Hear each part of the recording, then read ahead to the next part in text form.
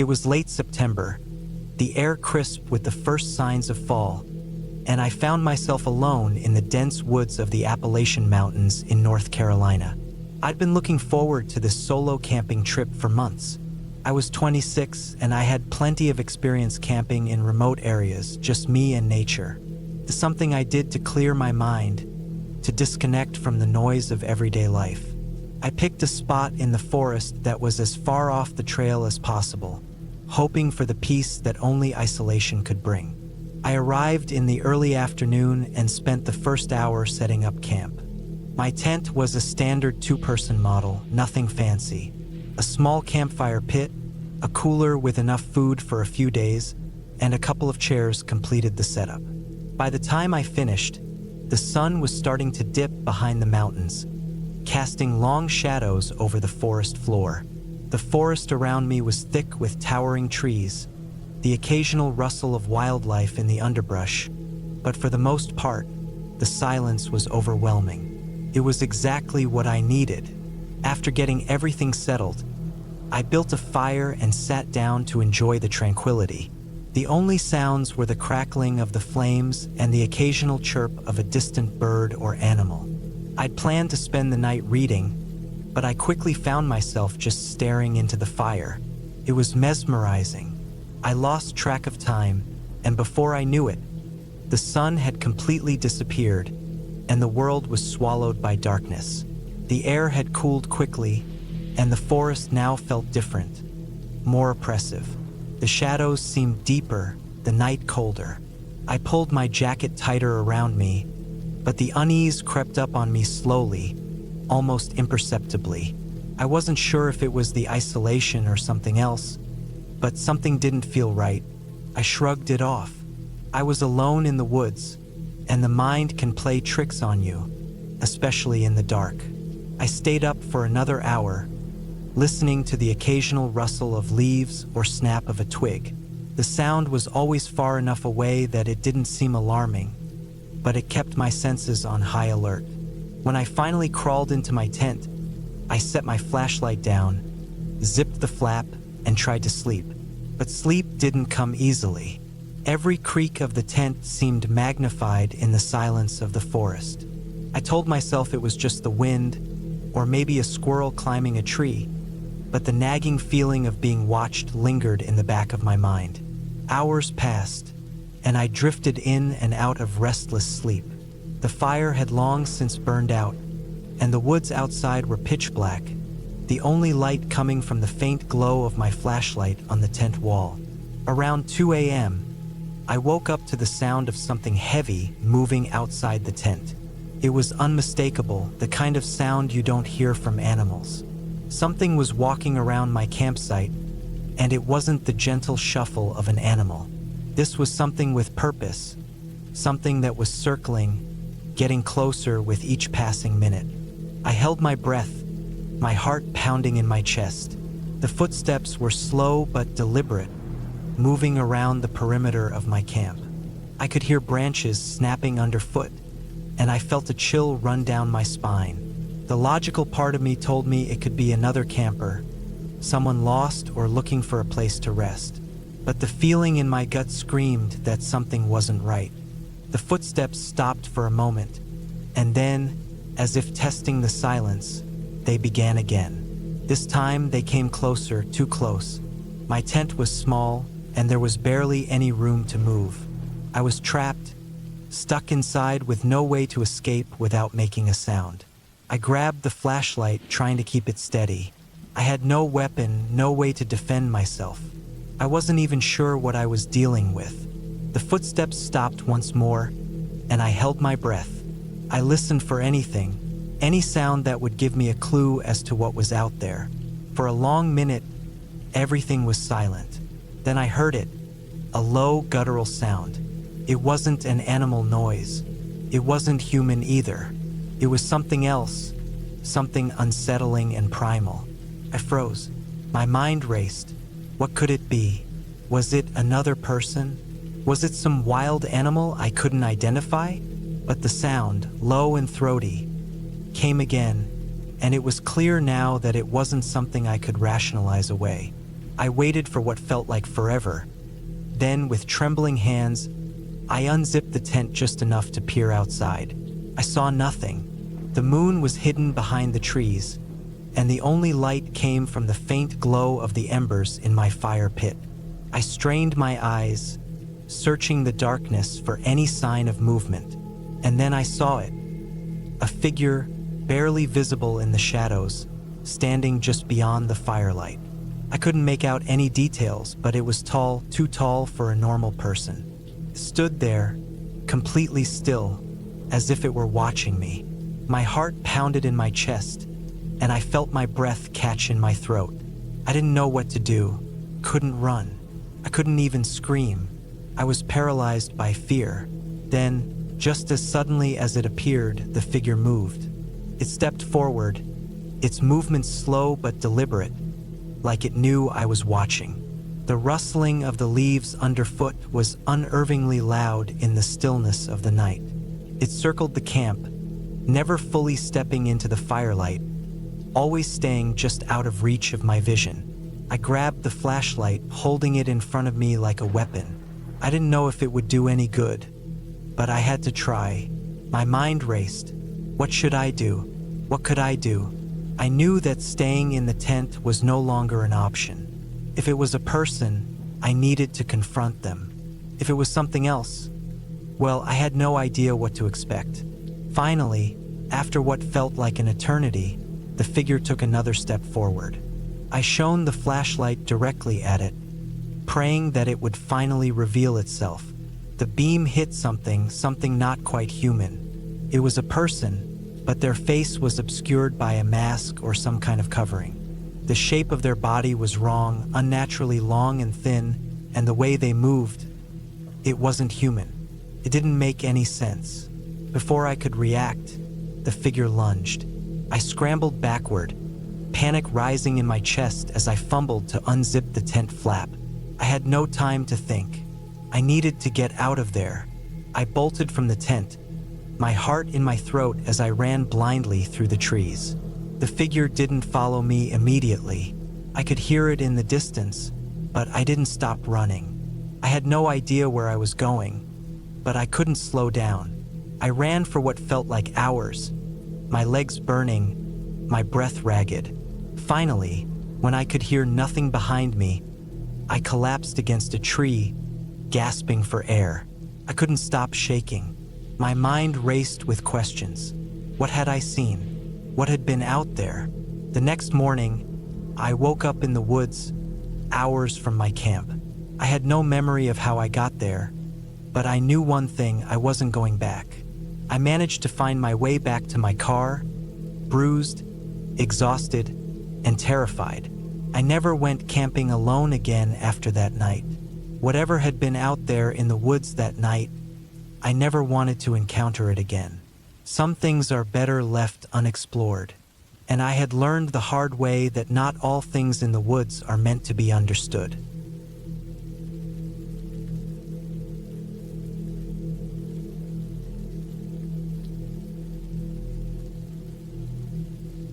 It was a chilly autumn evening in the English countryside, 2021. The kind of crisp, quiet evening that made the forest feel endless, like something out of a dream. I had been planning this camping trip for months. A solo venture to disconnect from everything, to be completely alone in nature. The spot I picked was a secluded patch of woods about an hour's walk from the nearest village. The trees towered above me, thick with leaves that were just starting to turn orange, creating a canopy that blocked out most of the sky. I remember the air was thick with the scent of damp earth and pine needles as I set up my small tent, the soft crunch of leaves underfoot with every step I took. I chose a little clearing near a stream, hoping the sound of running water would lull me to sleep. As night fell, I built a fire, the flames crackling and spitting as the wind picked up. The firelight cast long, dancing shadows on the trees, and for a moment, I felt like I was the only person in the world. I sat there, roasting marshmallows and listening to the night. The sounds of birds had long faded, replaced by the occasional rustle in the underbrush or the distant call of a fox. It was peaceful, but there was something about the silence that felt a little too complete, like the world was holding its breath.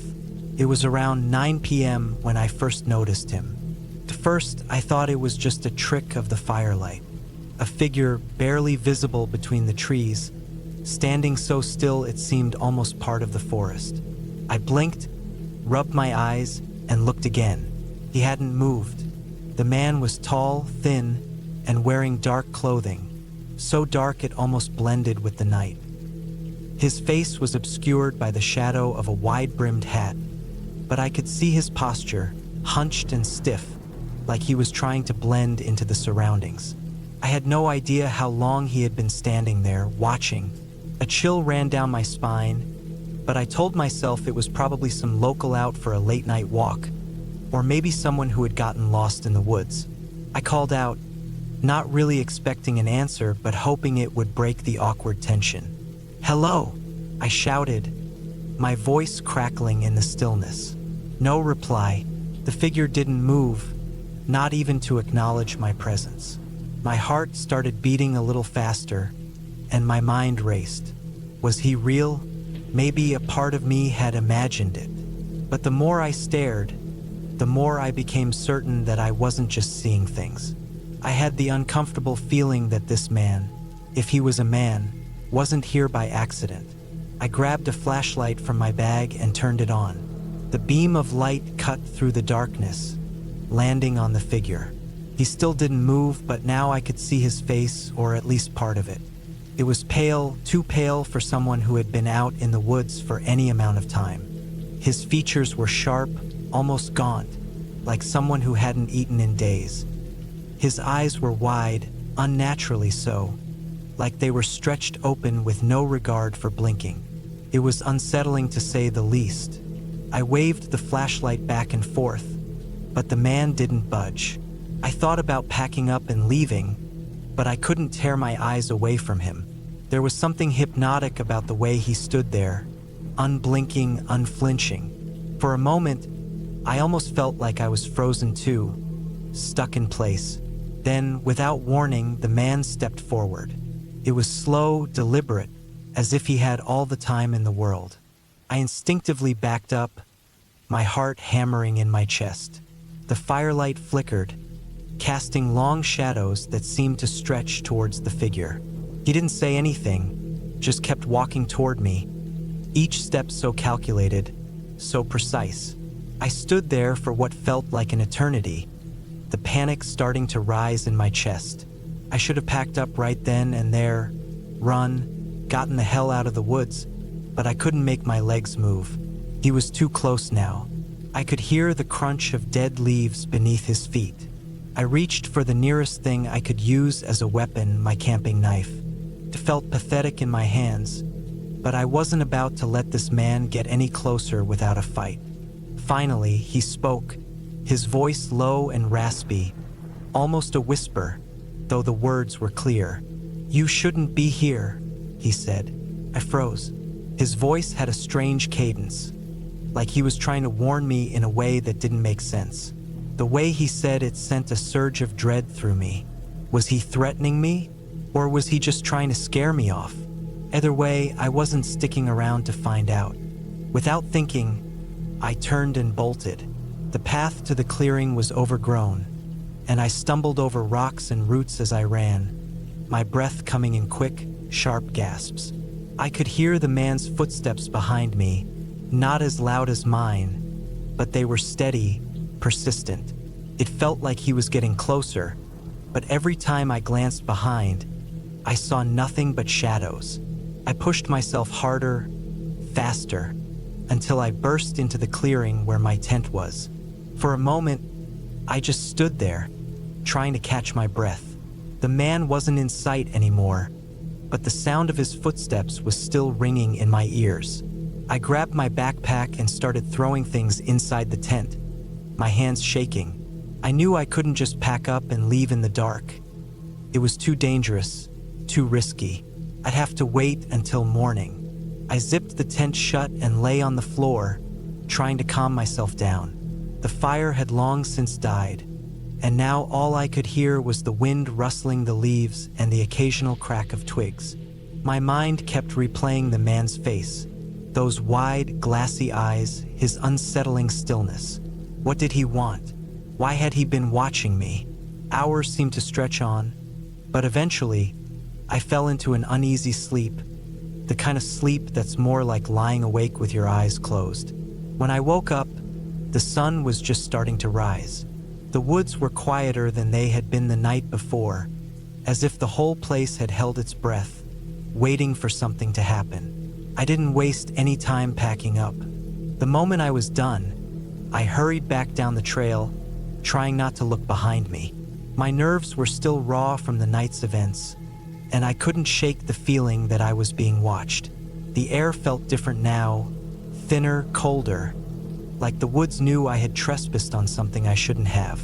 As I reached the edge of the forest, I turned one last time, half expecting to see the man standing in the trees, watching me leave. But there was nothing, just the quiet morning light filtering through the branches, casting long shadows on the ground. It wasn't until I reached the village later that afternoon that I heard the rumors. Apparently, the area I had been camping in was known for something odd, something people rarely spoke about. Locals told stories of a man who had been seen wandering the woods at night. No one knew where he came from, but they said he had been there for years, a quiet, unsettling presence. Some people swore they had seen him in the same spot, always standing still, never moving. I didn't know whether I should be relieved that I wasn't the only one who had seen him, or if I should be terrified that someone else had had the same strange encounter. Either way, I left the woods that day and never looked back.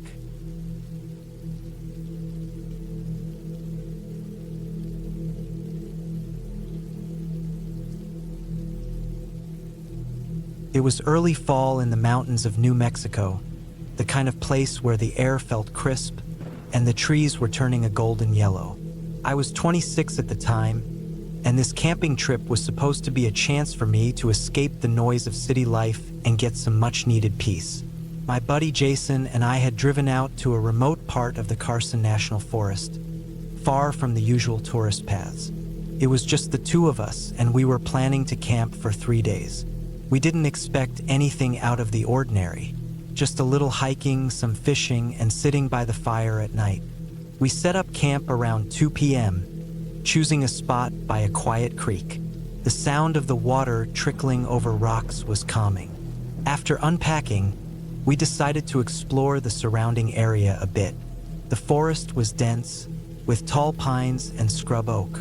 There was a slight breeze, making the leaves rustle, but otherwise, everything was quiet. As we hiked further into the woods, I started to feel a little uneasy, but I brushed it off.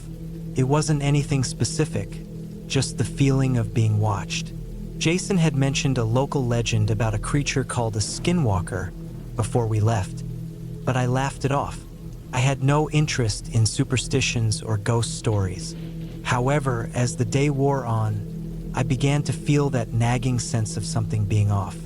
The hairs on the back of my neck would stand up, and every so often, I'd hear a branch snap somewhere behind me, though when I turned, there was never anything there. By the time we made our way back to camp, the sun was setting, casting long shadows across the forest floor. We gathered some firewood, and as the fire crackled to life, the familiar sense of calm returned. The warmth from the fire pushed back the chill that was starting to creep into the air. Jason and I sat on logs around the fire, enjoying the silence. That's when it started. At first, it was just the feeling of being watched again, but this time it was stronger. I looked up toward the tree line, thinking I saw something move, but it was too quick, too subtle. Jason was staring into the fire, so I didn't mention it to him. We sat there for a while, occasionally hearing the calls of distant animals, but everything felt still. Then came the sound. It was faint at first, like a cough or a grunt from the forest, but it was rhythmic, almost like footsteps. At first, I tried to convince myself it was just an animal, maybe a bear or a deer, But the more I listened, the more I realized it wasn't the sound of something natural. It was too deliberate, too purposeful. "Do you hear that?" I asked Jason, though I barely wanted to know the answer. He stopped fiddling with the fire and listened, his face turning serious. "Yeah, sounds like someone's walking through the woods." That's when I knew something wasn't right. The woods were silent during the day. The only sounds we'd heard were from the creek and the wind. Now there was someone, moving around us in the dark, careful, slow. I looked around, trying to catch a glimpse of whatever it was, but all I could see was the thick underbrush and the dark silhouettes of trees. The footsteps continued, circling our camp. The fire crackled louder in the silence. Then the sound stopped. Jason and I exchanged glances. "You think it's just someone else out here?" he asked, his voice lower than usual. "I don't know," I replied, unease creeping up my spine. "But whoever it is, they're not acting normal." We both sat there, trying to listen over the crackle of the fire, but the footsteps didn't return. We decided to turn in for the night, each of us thinking it was just a trick of our minds or perhaps an animal that had gotten too close. Still, I couldn't shake the feeling that something was watching us. Around 2 a.m., I woke up to a sound that sent a wave of terror through me. It wasn't footsteps this time. It was a voice, a human voice, but something was off. It sounded wrong, like it was trying to imitate something. The voice was soft, almost a whisper, and it seemed to be coming from just beyond the edge of the campfire's glow. "Help! Help me!" It was barely audible, but it was enough to make my heart race. I nudged Jason awake, but he was already up, looking around, wide-eyed. "Did you hear that?" he asked, his voice hoarse with fear. I nodded. It sounded like someone's in trouble. We both knew that if it was someone in distress, they wouldn't be out here in the middle of the night without any gear. Something was wrong. We grabbed our flashlights and cautiously stepped out of the tent, shining the beams into the dark. The air was cold now, and the shadows seemed deeper than before. I glanced over at Jason, but his expression was hard to read. He wasn't scared, he was alert, as if he was expecting something. Suddenly, the voice came again. This time, it was closer and it was louder. "Help me, please." The voice was distorted, like it was trying to mimic the tone of a person in distress, but something was wrong about it. I couldn't explain it, but it felt like it wasn't human. I could hear it coming from the trees on the far side of the camp, but when I directed my flashlight there, I saw nothing. No movement, no shape, just the empty woods. Jason turned to me, his face pale. "We need to leave. Now." I didn't argue. We started packing up the gear as quickly as we could, the terror rising in my chest. I was already considering what direction we should go in, away from the sound, away from whatever was out there. And that's when we saw it. A figure standing just at the edge of the light, motionless. It was tall, much taller than a person should have been, and its shape seemed wrong. Too hunched, too unnatural. The figure didn't move at first, just stood there, watching us. But the longer I looked at it, the more I realized it was staring right at us, its eyes glinting in the dark. Jason grabbed my arm, pulling me back toward the tent. "We can't stay here. It's not right." We ran back to the car, nearly tripping over ourselves in our panic. We could still hear the voice, getting more distorted, like something was getting closer, trying to draw us out. When we finally reached the car and drove off, I glanced back at the camp. The figure was still standing there, but now it was moving, walking slowly into the trees. Its movements were jerky, unnatural, like it was shifting between shapes. I couldn't get my eyes off it, but soon the darkness swallowed it up, and I lost sight of it completely. The whole drive back to town, we didn't say much. We didn't need to. Neither of us would ever talk about that night again. A few months later, I was reading up on the area, trying to figure out what we'd seen, and I found something. A report from a ranger talking about strange happenings in the forest, about people hearing voices, about figures in the trees that didn't belong, and about people vanishing without a trace. I never went camping in those woods again, and every time I hear about a skinwalker, I know exactly what they mean. It's not a myth, it's real, and it's out there watching, waiting.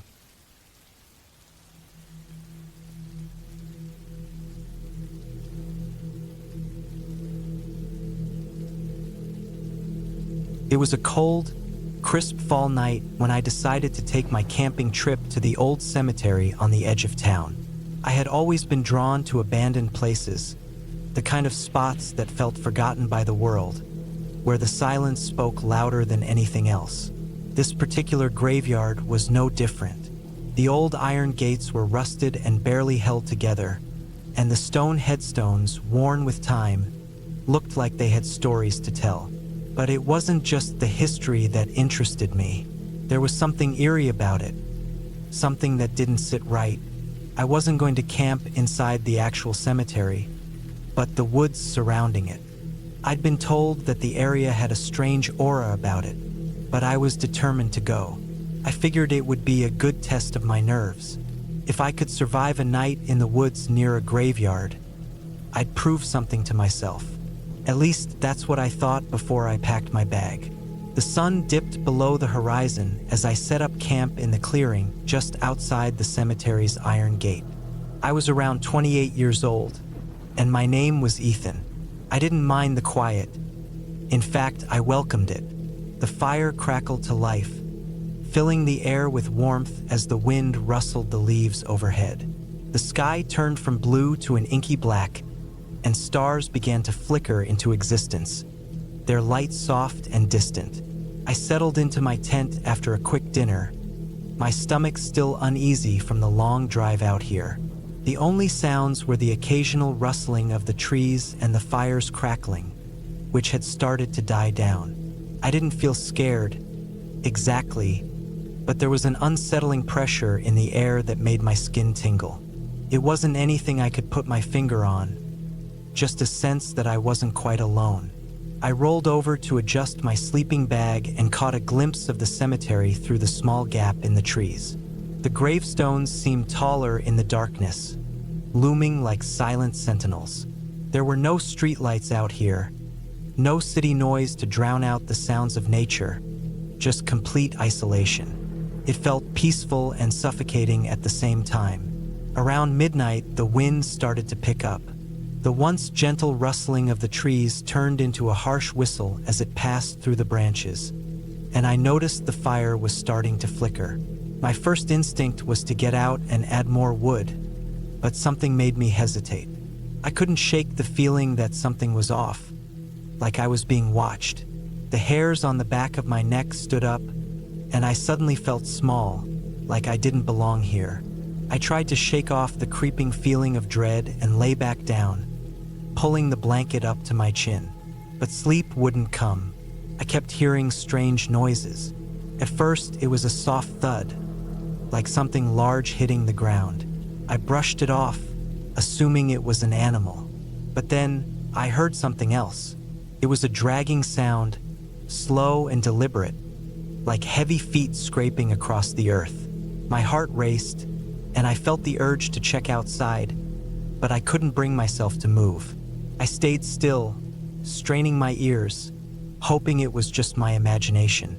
The sound came closer, and my pulse quickened. It was getting louder, the dragging noise unmistakable now. I held my breath and listened.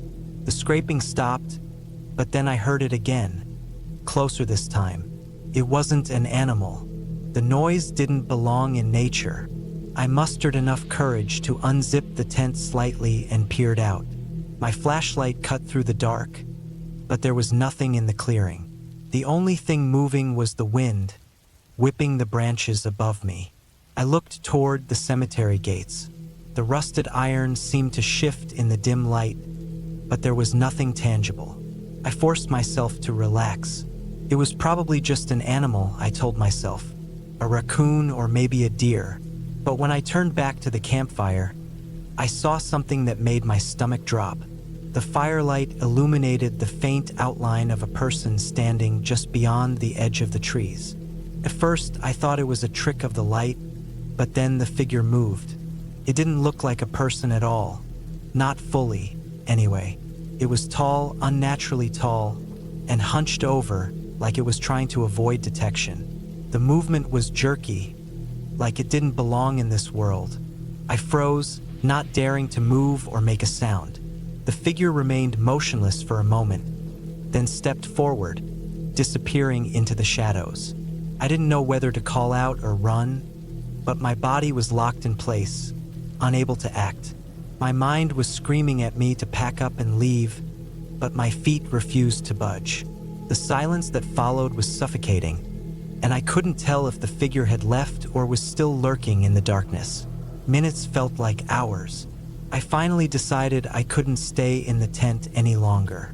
I grabbed my flashlight and unzipped the door slowly, stepping out into the cold night air. The fire had almost gone out completely, leaving only glowing embers. I took a deep breath, trying to steady my nerves. The air was thick with mist, and I could barely see more than a few feet in front of me. I stood there for a while, scanning the trees, waiting for any sign of movement. But everything was still.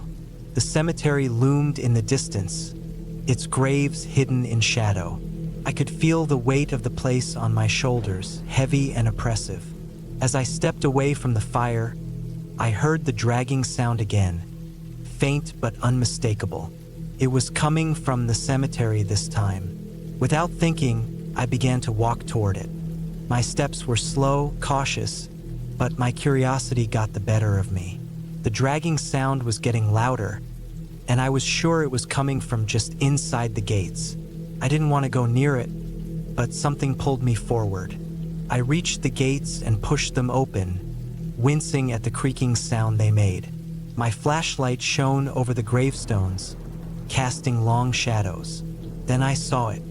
A figure was kneeling next to one of the graves, digging something into the earth.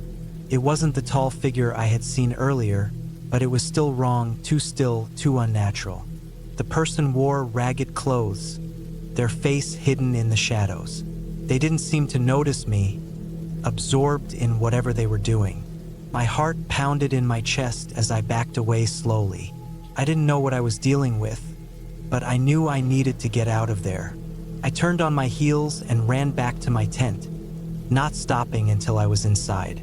My hands were shaking as I zipped it up and tried to control my breath. I didn't sleep at all that night. I stayed awake, listening to the sounds around me, trying to make sense of what I had seen. The dragging sound never stopped, but it grew quieter as the night wore on. By morning, it had stopped completely. I packed up and left at first light, not daring to look back at the cemetery. I didn't know what that figure had been doing or who they were, but I had no intention of finding out. I left that place behind, vowing never to return. The strange feeling that had settled in my chest never fully went away, and I still hear that dragging sound in the back of my mind whenever I close my eyes at night. I don't know what I saw, but I do know one thing for certain. Some places are best left undisturbed, and sometimes curiosity can lead you to things better left unseen.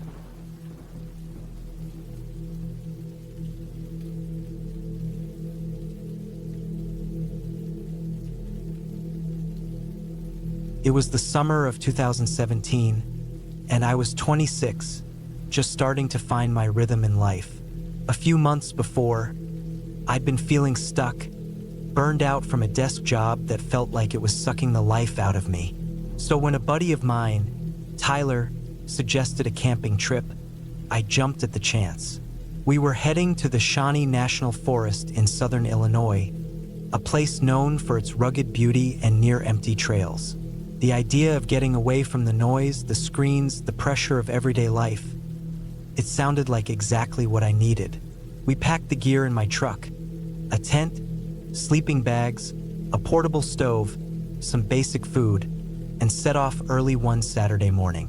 We were excited, full of that nervous energy you get when you're about to go deep into the woods, away from the comfort of civilization. The drive was easy enough, and the forest itself was beautiful when we finally arrived. Tall trees lined the roads, their leaves casting shadows that looked like something out of an old painting. It felt peaceful, but I couldn't shake a nagging feeling in the back of my mind. Something just seemed off, though I couldn't place why. We set up camp near a small clearing, the kind of spot that felt isolated enough for a real escape. Tyler worked on setting up the tent while I gathered some firewood. We joked around, tossing pine cones at each other, but I kept looking around, trying to shake that weird feeling. Everything was too quiet. The forest was supposed to be alive with the sounds of wildlife, but all I could hear were the occasional rustling of leaves in the wind and the distant call of a bird. It wasn't the usual hustle and bustle of nature that I was used to, and it made me uneasy. By the time nightfall rolled around, we had a decent fire going, the flames flickering and casting long shadows on the trees around us. Tyler was rummaging through his bag, pulling out cans of beans and some jerky to snack on, while I sat by the fire, staring into it. It was a good fire, the kind that crackles and pops, filling the air with that comforting smell of burning wood. But still, there was something strange. I couldn't get rid of the feeling that we were being watched. I tried to shrug it off as just paranoia, but every few minutes, I'd glance into the dark woods surrounding our camp, half expecting to see something moving just beyond the edge of the firelight. Tyler caught me staring out into the dark. "You okay?" he asked, tossing a chunk of wood onto the fire. "Yeah, just tired." I lied, but I couldn't shake the feeling. "Just feels weird out here, you know?" He laughed. "It's the woods, man. It's always like that. Nature's got its own vibe." The night passed without much incident. We sat by the fire, talking about old times, stupid stuff from high school, and what we wanted to do with our lives. But sleep didn't come easily. The wind picked up, howling through the trees, making strange noises that made it impossible to fully relax. At one point, I swear I heard something moving near the tree line, but when I looked, I saw nothing. I told myself it was just an animal, maybe a deer or a raccoon, but deep down, I knew something wasn't right. Around midnight, we decided to turn in. The tent was small, just big enough for the two of us to sleep shoulder to shoulder. I tried to settle in, but every time I closed my eyes, I felt like I was being watched. I heard noises in the woods, but I couldn't tell if they were real or just my imagination playing tricks on me. The wind had died down by then, and the silence felt too heavy, too oppressive. I finally fell into a restless sleep, only to be jolted awake a few hours later. It was the crackling sound of twigs breaking, but not from the usual wildlife. This was something heavy, deliberate. It wasn't a small animal. It was something bigger. My heart started to race, and I lay there holding my breath, listening. The noises came again, slow, steady, like something moving through the underbrush just outside the tent. The air felt thicker now, almost suffocating, as if the forest itself was holding its breath. I turned to Tyler, who was still sleeping, oblivious to the tension that was building in the air. I wanted to wake him, to say something, but I didn't.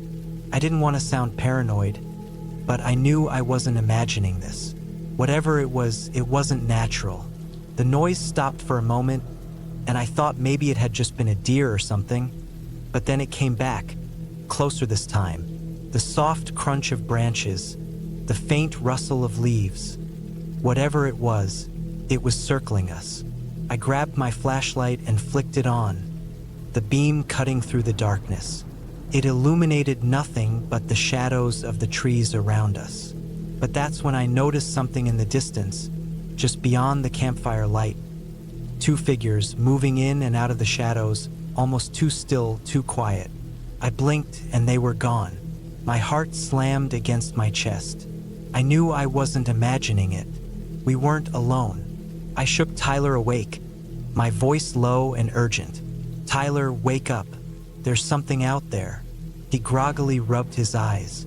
"What are you talking about, man? It's probably just a deer or something." But I knew it wasn't. I could feel it in my gut. Something wasn't right, and I didn't want to stick around to find out what it was. "Pack your stuff. Now," I said, my voice more forceful than I intended. Tyler sat up, confused but listening to the urgency in my voice. "What's going on?" "I don't know, but there's something out there. We need to leave." We scrambled out of the tent, our breaths quick and shallow. I grabbed the flashlight and scanned the area, my eyes darting around, trying to catch a glimpse of whatever had been out there. The campfire crackled in the background, but the rest of the world was eerily quiet. Too quiet. As we packed our gear, I heard it again. The sound of branches snapping, closer this time. My pulse quickened, and I turned to Tyler. "Move. Now." We didn't waste any time. We left the camp behind, heading toward the truck with only the faint glow of the flashlight guiding us through the dark forest. Every rustle, every snap of a twig made my heart jump. It was like the forest itself was alive, watching us.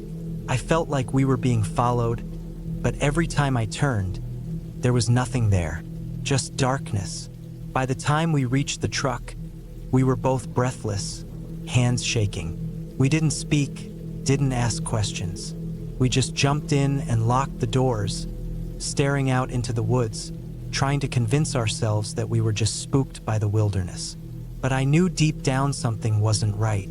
As we drove off, I looked in the rearview mirror one last time. The woods were still, too still. We never went back to that spot again. Something about it felt wrong, and no amount of reasoning could explain the feeling that had settled in my bones. Maybe it was a person.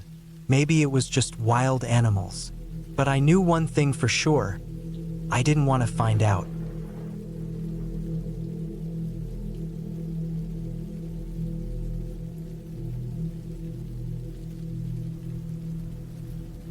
I've been hunting for years. Since I was a kid, actually. My father would take me on trips out into the mountains, and we'd stay in tents that smelled like wood and campfire. I've always loved the peace that comes with being out there. The stillness, the wide open spaces. But I never thought a day would come when I'd be wishing I were anywhere but in the woods. It was early October, the air already crisp and cool. I'd been itching for a good hunt for months, and when I had the chance to take a weekend off, I jumped at it. I packed up my truck and headed out for a secluded spot I'd found a couple of years ago. It was a small, quiet place, deep in the woods, far away from the usual hunting grounds. I liked it for the solitude, and I figured it'd be a good spot for the fall deer season. I reached the spot just as the sun started setting, casting a faint orange glow over the tree line.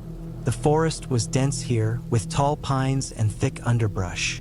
I set up camp quickly, starting with my tent, then gathering firewood, making sure I'd have enough to last the night.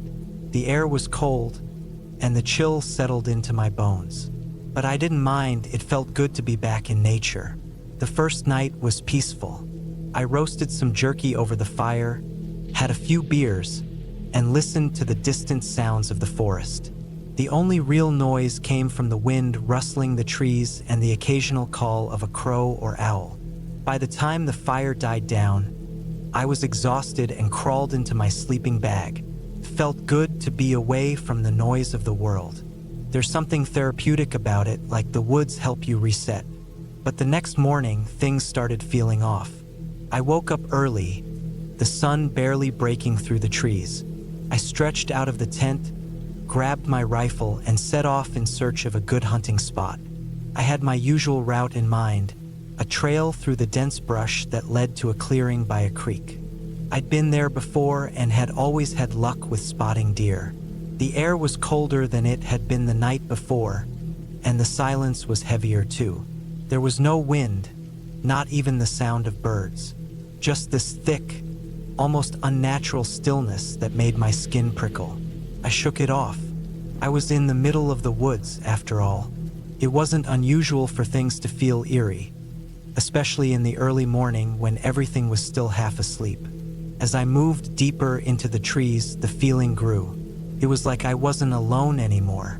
I'd been in these woods enough times to know the sounds, the smells, the way the leaves shifted underfoot. But now everything felt different. The trail was eerily quiet. The only sounds were my own footsteps and the occasional snap of a twig underfoot. I paused, glancing around.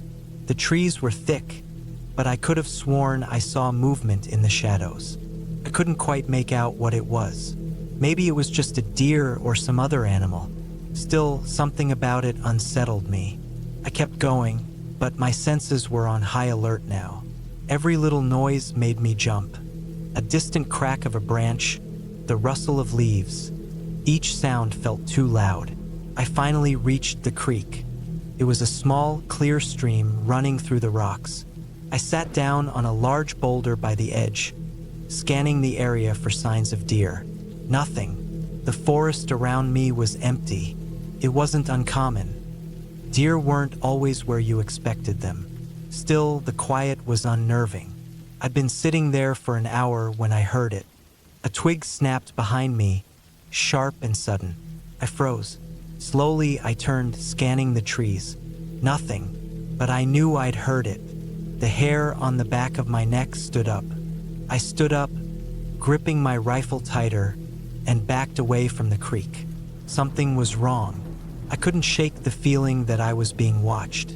I turned and started walking back toward camp, my eyes darting between the trees. The silence was deafening, heavier now, like the whole forest was holding its breath. That's when I saw him. At first, I thought it was just a trick of the light, some shadow cast by the trees. But then he moved, slowly, like he was trying to hide, but not quite succeeding. It was a man, tall, thin, wearing a dark jacket, his face obscured by the brim of a hat. I could barely make him out, but there was something unsettling about the way he stood. He wasn't hunting. He wasn't even carrying a weapon. He was just standing there, in the shadows, staring at me. My heart started racing. I took a few steps back, then another, but the man didn't move. He just kept staring. It wasn't normal. The guy didn't look like he belonged out here. There was a coldness in his stance, something that didn't fit the peacefulness of the woods. I don't know how long we stood there, but it felt like hours. Eventually, I turned and started walking back, keeping my eyes on him.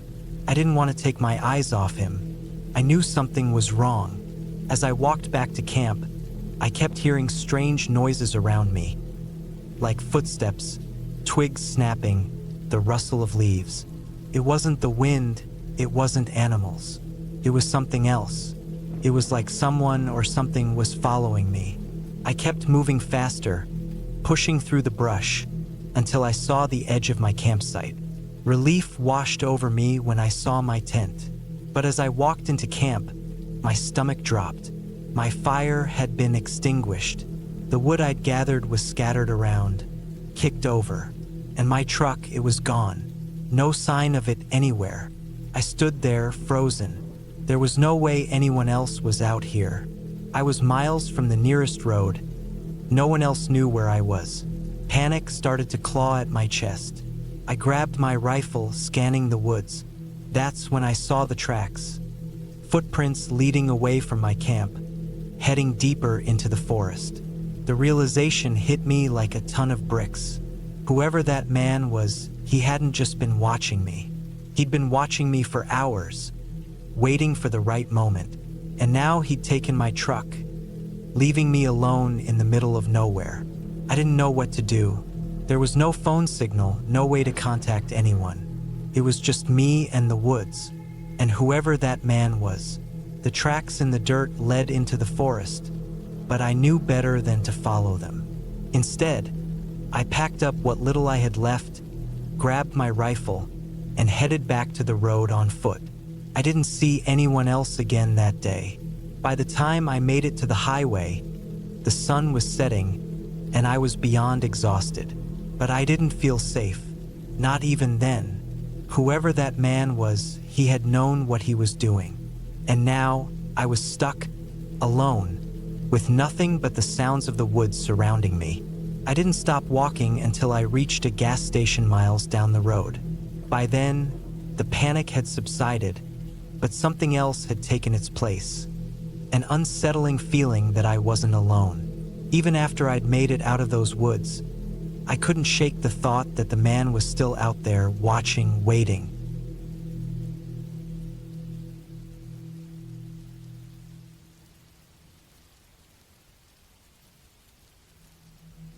I've always loved camping, the kind where you're far away from civilization, tucked deep into the woods, where the air smells like pine and the only sounds are the chirping of birds and the rustling of leaves. But this trip to a remote campsite in the mountains of Wyoming turned out to be more than I had bargained for. I was 24 at the time, a weekend warrior who preferred the quiet solitude of the outdoors to the noise of city life. It was late September, the air crisp and the trees were beginning to turn. Perfect weather for camping. I had planned the trip alone. I've always been a bit of a loner when it came to these kinds of things, preferring the peace and quiet to company. The drive was long, winding, and remote, but the further I went, the more excited I became. It had been years since I'd gone camping like this. The last time I'd gone with friends, but this was different. This was just me, my backpack, and the wilderness. I arrived at the site just before dusk, a small clearing surrounded by dense woods. There were a few other campers in the area, but not many. Most of them were closer to the main roads, while my spot was deeper into the forest, far enough to feel isolated but close enough that I wouldn't be completely alone if something went wrong. I set up my tent near a small creek that ran through the area, its gentle babbling sound relaxing and comforting. The sun was setting, casting long shadows through the trees, and I made a small campfire to cook my dinner. It was a simple meal, just some freeze-dried pasta and a cup of tea, but it tasted like a feast after the long drive. I sat there by the fire, watching the flames flicker, thinking about how peaceful everything felt. The only problem was the silence. It was too quiet. No birds, no insects, no rustling leaves in the wind. Just the crackling of the fire and the soft murmur of the creek.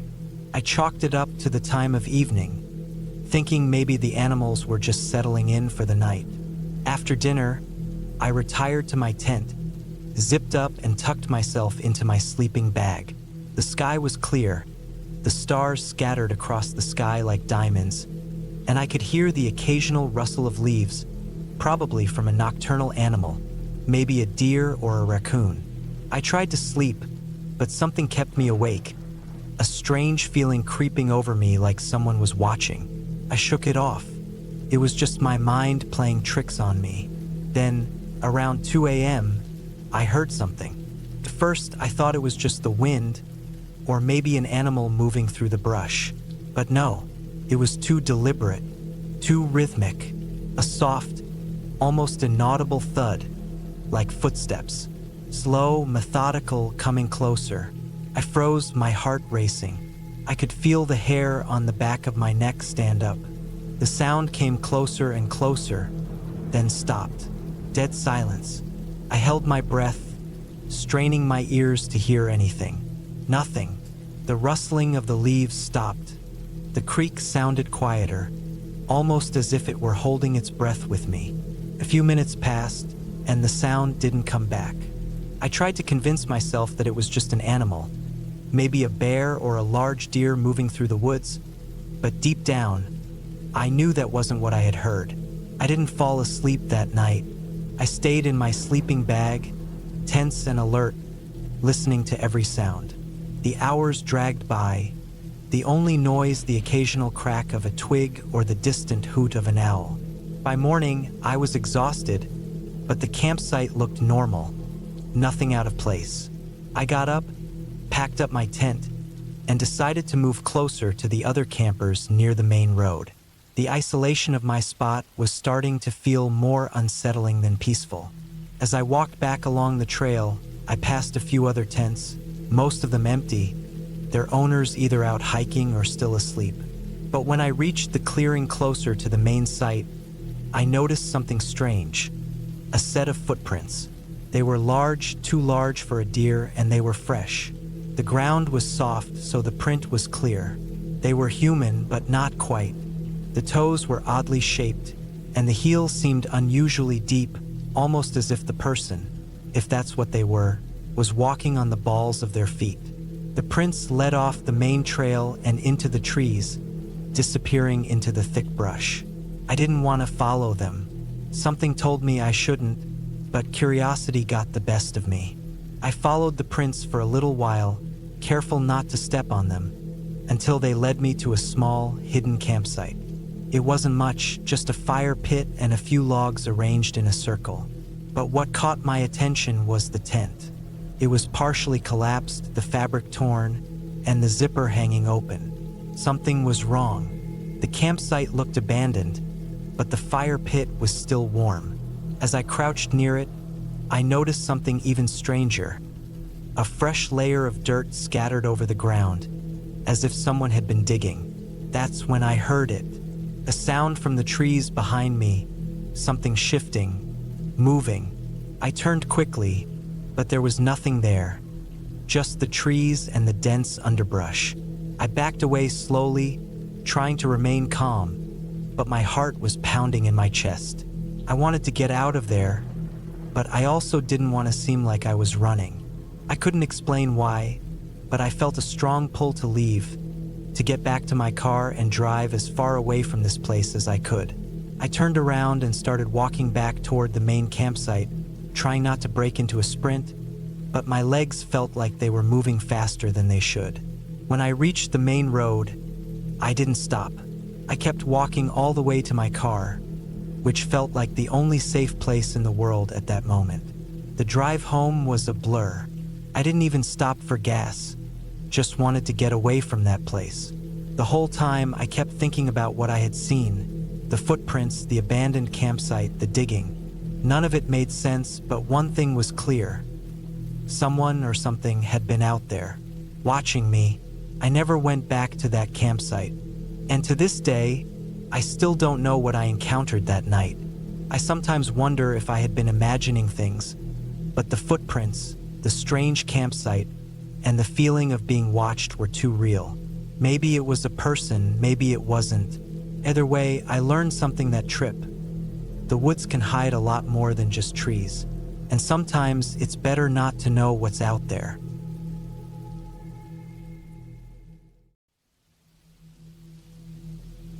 I never really thought about camping in the middle of nowhere. I always preferred the comfort of my small flat in London. But last year, my friend Luke convinced me to join him for a weekend camping trip in the middle of the English countryside. Luke was the adventurous type. He loved the outdoors, loved the idea of escaping the city for a while. He'd been camping countless times before, but this was my first time. It was late September, a cool breeze in the air, but the sun still managed to break through the clouds every now and then. The sky was an odd shade of gray, but the weather was manageable, so I wasn't bothered. We had arrived at a small, secluded camping site near the edge of a forest in West Sussex. No one else seemed to be around. The area was quiet, too quiet even for the countryside. The first night was peaceful. We set up our tents in a small clearing surrounded by tall trees. The grass was thick, and the ground was soft beneath our feet. Luke, being the more experienced one, took care of starting the fire while I helped with the tent. There was something calming about the fire's crackling sound, the way it lit up the shadows around us. We didn't talk much that night, just sat around, enjoyed the cool evening, and stared at the stars. But as the night wore on, the atmosphere started to shift. The wind picked up, rustling the branches above us. It almost felt like the trees were whispering to each other, their creaking limbs bending unnaturally. Maybe it was the isolation or maybe the weather, but there was a sense of unease settling over me. My skin tingled with an unexplainable feeling, like someone was watching. I tried to brush it off as just my nerves getting the better of me. Around midnight, after we'd finished eating and the fire had died down, I decided to step out of the tent to get some fresh air. Luke had already turned in for the night, but I couldn't shake the feeling that something was off. I wandered to the edge of the clearing, just outside the reach of the dim light from our fire. The woods stretched out before me, dark and thick, the occasional sound of an owl hooting or the distant rustle of animals moving through the underbrush. That's when I saw him. At first, I thought it was just my imagination, but as I squinted into the shadows, I saw a figure standing at the far edge of the trees. A man. He was tall, unnaturally thin, and his face was obscured by a hood, like he was wearing a tattered cloak. I froze, my heart pounding in my chest. I wasn't sure why, but something about him felt wrong. I stood there for what felt like forever, my breath shallow, my body frozen in place. The man didn't move, didn't make a sound. He just stood there, staring. I wanted to look away, to turn around and rush back to the tent, but I couldn't. The feeling of being watched was so intense that it seemed like my body was paralyzed. Finally, after what felt like an eternity, he took a slow, deliberate step backward into the forest, vanishing into the darkness. I don't know why, but I couldn't bring myself to wake Luke. I was too terrified, but at the same time, I didn't want to alarm him. I tried to convince myself that I had imagined it, that the night had played tricks on me. I crawled back into my tent, my heart still racing, and pulled the zipper shut. I laid there, staring at the ceiling of the tent, unable to sleep, my mind racing with thoughts of the man in the woods. The next morning, I didn't mention anything to Luke. He was already up, packing up his things, eager to go on a hike through the woods. I was hesitant, but I didn't want to seem like I was scared. We made our way deeper into the forest, the air thick with the smell of damp leaves and moss.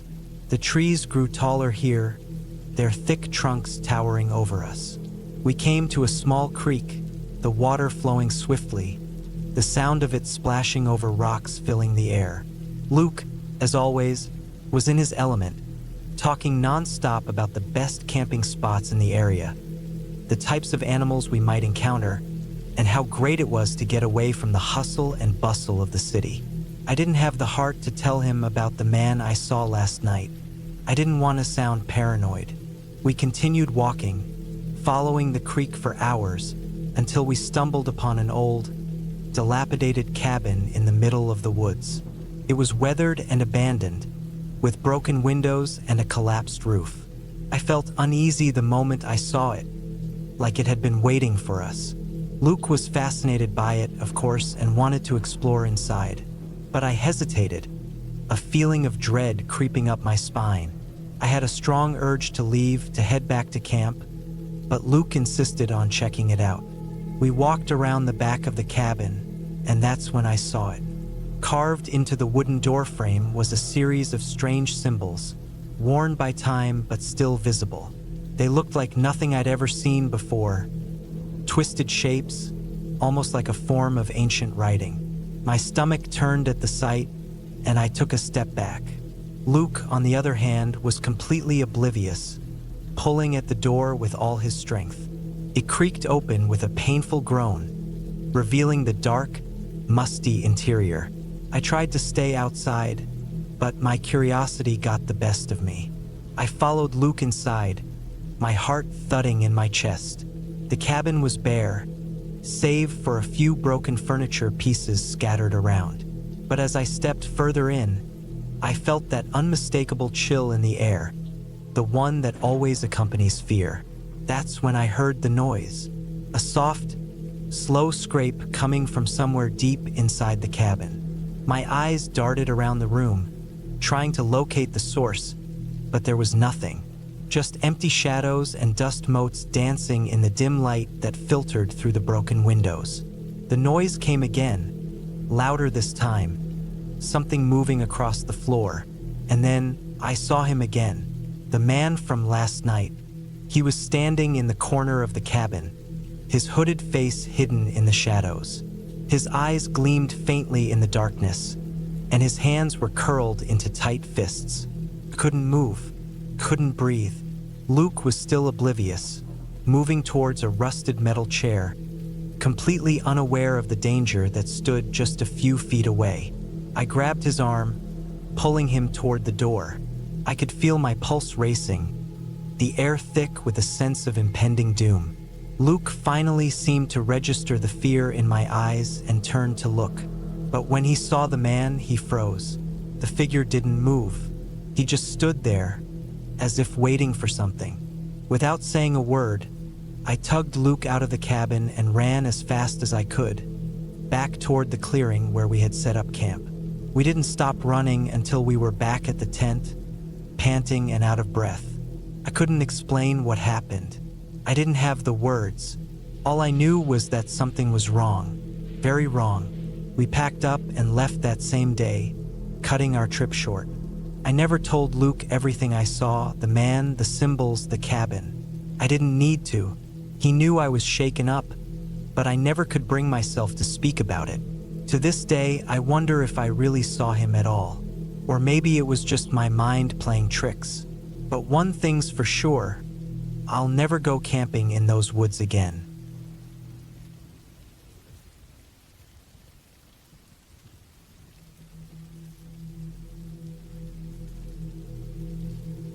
I never thought a camping trip could turn into a nightmare, but that's exactly what happened. It was the fall of 2015, and I was just shy of 30, a couple of years out of college, ready to get away from the daily grind. I had a good job in Phoenix, Arizona, but every now and then you need some space.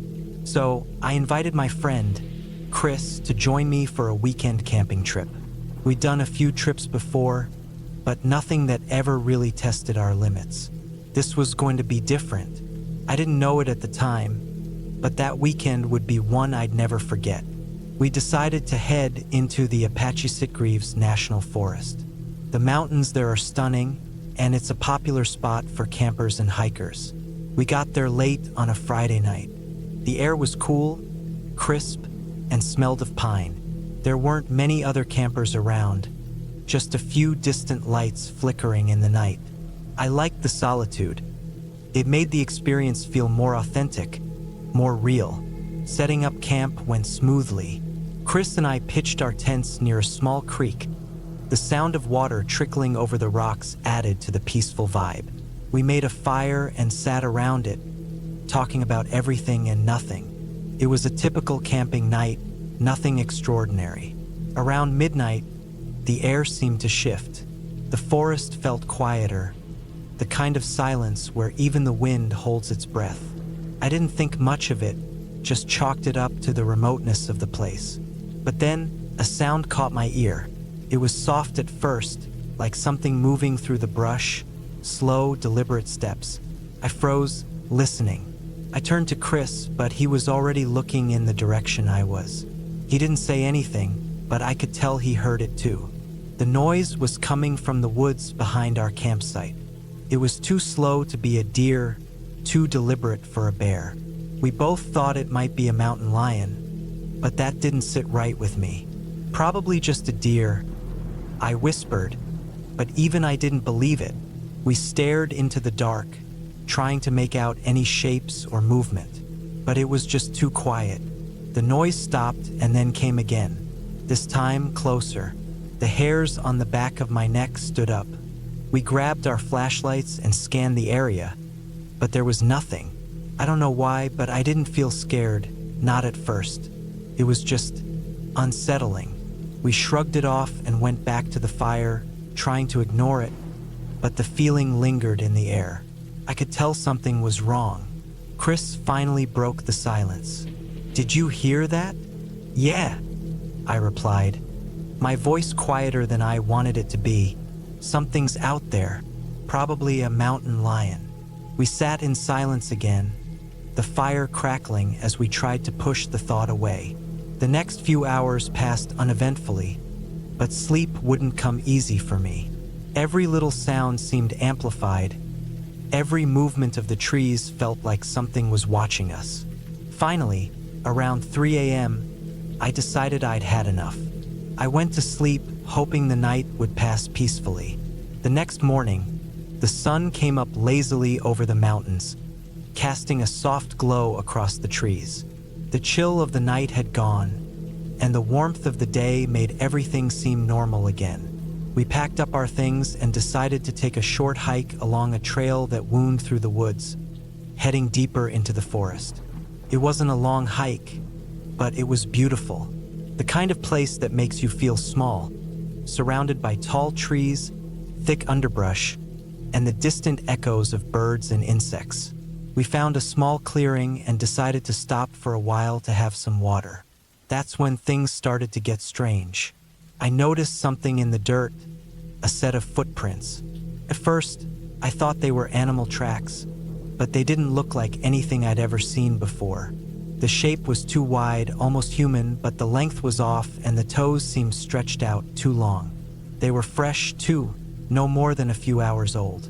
Chris saw me staring at them and stepped closer. "What the hell are those?" I didn't answer immediately. The hairs on the back of my neck were standing up again. "I don't know," I muttered, crouching down to take a closer look.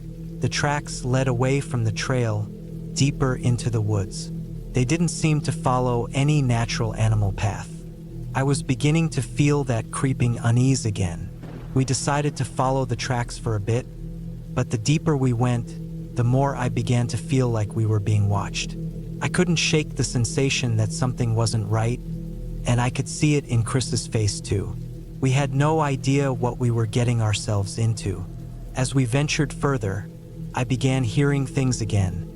Small rustlings in the trees, the crunch of twigs underfoot. But this time, it felt deliberate, like someone was tailing us. We stopped every few minutes, trying to spot whatever was out there, but all we saw were shadows and trees. And then, just as I was about to suggest turning back, I saw it, a figure, standing still between the trees, just far enough away that I couldn't make out the details. But I knew it wasn't another hiker. It was too still, too unnatural. It was as if it was watching us. I could barely breathe as the figure didn't move an inch, just stood there staring. I grabbed Chris's arm. "We need to go. Now." Without waiting for him to respond, I turned and started walking briskly back the way we came.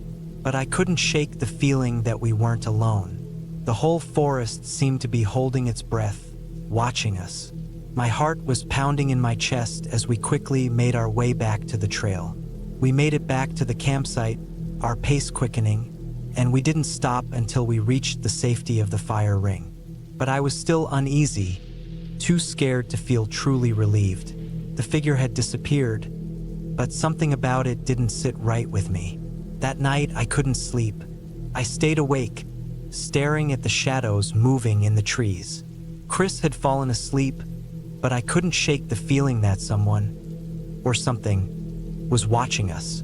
Every time I'd drift off, I'd be jerked awake by a noise, a movement, the cracking of a branch. Then, just after midnight, I heard it again. The slow steps, deliberate and heavy, moving through the underbrush. But this time, they were closer, much closer. I slowly got up, trying not to make a sound. I grabbed the flashlight and shined it in the direction of the noise. There was nothing there. But then, out of the corner of my eye, I saw it. The figure was back, just beyond the treeline. It was walking on all fours now, moving like an animal, but the shape was still wrong. Its limbs were too long, its body too twisted. The way it moved was impossible, almost like it was bending in ways it shouldn't. I froze, unable to look away. And in that moment, I knew. I wasn't dealing with a man or a bear or anything natural. What I was seeing was something else entirely. A skinwalker. I didn't know what to do. I felt trapped. The figure seemed to be circling the campsite, as if it was waiting for us to make a mistake. My heart was racing, and I slowly backed into the tent, trying not to make any sound. The figure was still there, watching. In the morning, the forest was quiet again. The tracks had disappeared, as if they were never there. And there was no sign of the creature. But I knew what I had seen, and I was sure Chris did too, even if he didn't say it. We packed up and left, never speaking about it again. Neither of us ever returned to that forest. And to this day, I wonder what would have happened if we'd stayed.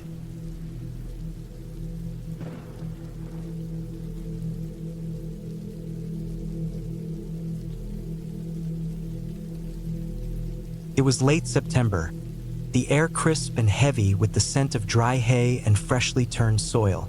The kind of day that made you feel like you were getting ready to hibernate, everything about it leaning toward the end of something. I was 28 years old at the time, a few years out of college, and still trying to figure out the whole adult thing. A couple of friends and I decided to take a weekend off from the grind and go camping on my friend Laura's uncle's farm.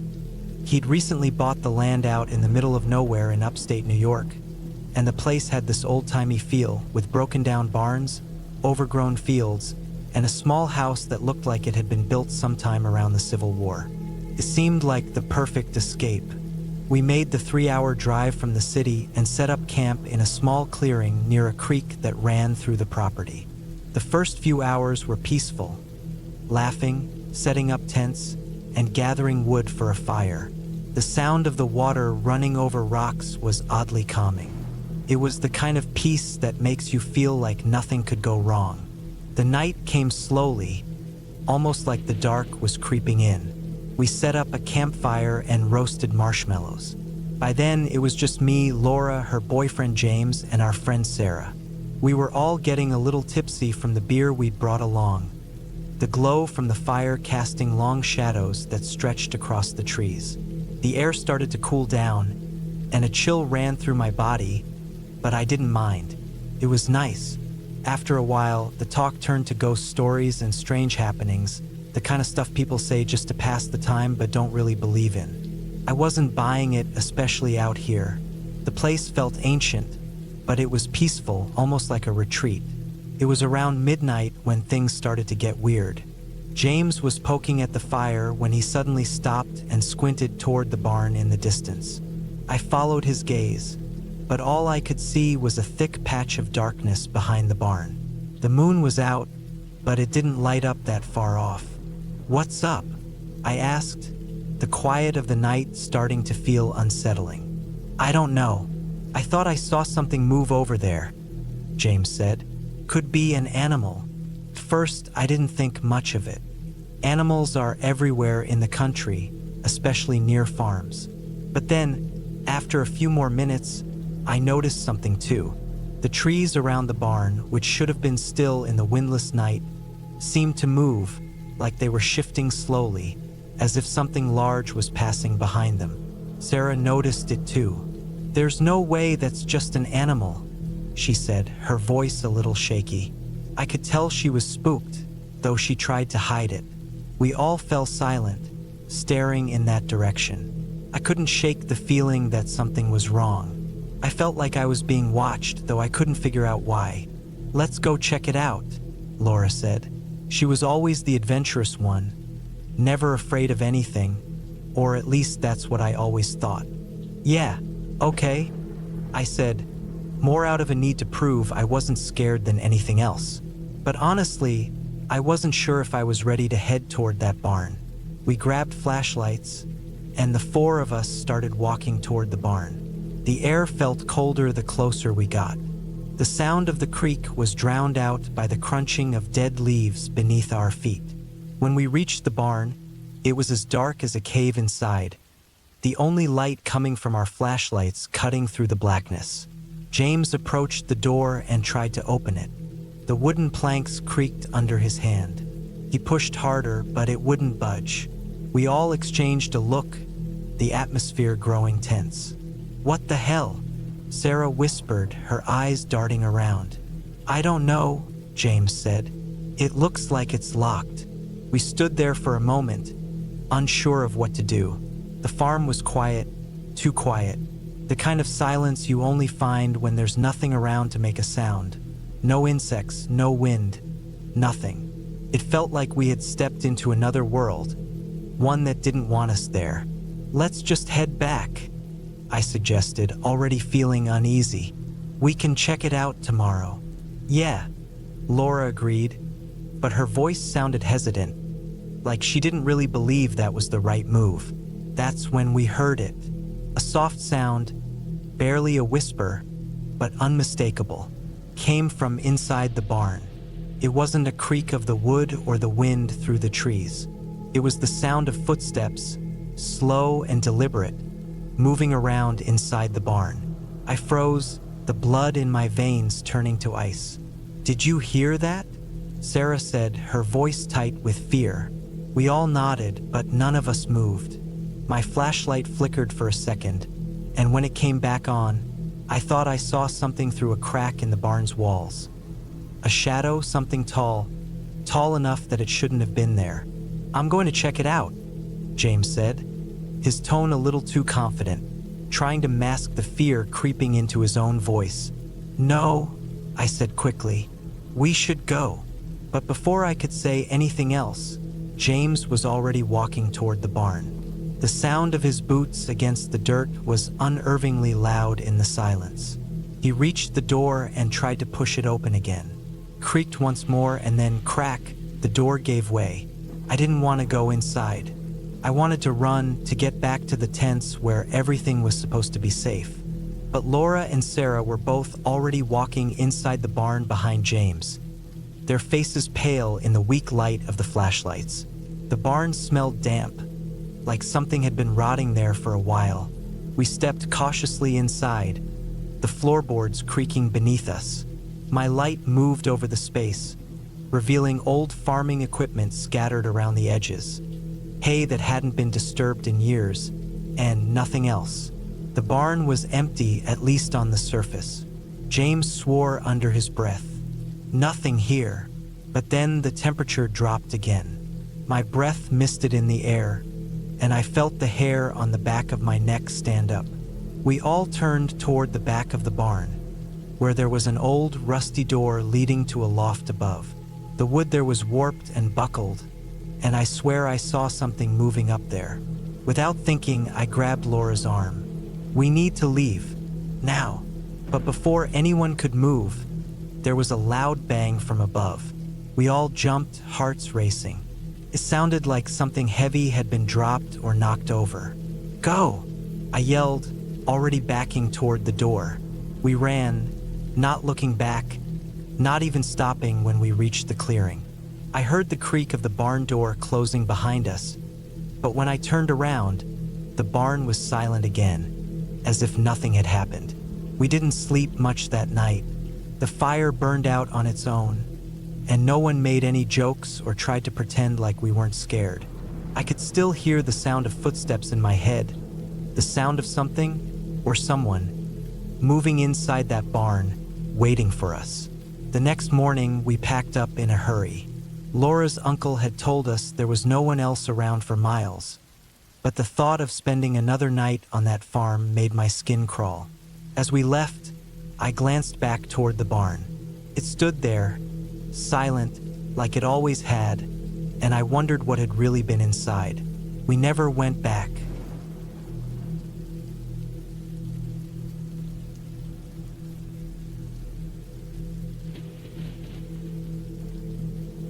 The night had come in quick, swallowing the campsite with its darkness. The air was thick, humid, and smelled of wet earth after a rainstorm. I was 27 at the time, and this was supposed to be a relaxing weekend. Just me, the quiet woods, and the crackling fire. It was late September, and though the trees were still green, the days had already started to get shorter.